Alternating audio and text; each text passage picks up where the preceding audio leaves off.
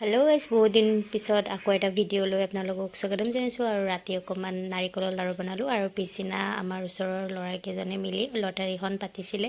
তাতে টিকেট কাটিছিলোঁ আৰু তাতে মই 5 নম্বৰত পাই গ'লোঁ চাওক ব্ৰইলাৰ কিনিব যাম বুলি ভাবিছিলোঁ কিন্তু কিনা নহ'লে বাৰু আৰু এয়া আমাৰ বাহঁতৰ ঘৰৰ পৰা আহিলে লাড্ডু গোপাল আৰু বাহঁতো আহিছে আমাৰ ঘৰত উৰুকা খাবলৈ আৰু সকলোৱে বাহিৰত মিলি জুলি বনালোঁ আৰু এয়া বনালোঁ ফুলকবি মাছ আলু তাৰপাছত এইখিনি কাঠআলু আৰু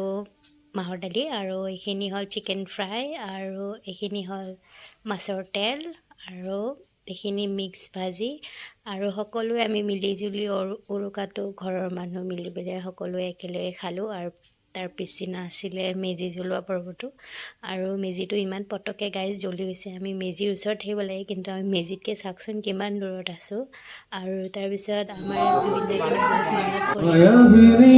আমি ৰাতেৰ বুকু দেখা পালো তোমাৰ ছবি ধৰা দিলা গোপনে আহি ইয়াৰ কোন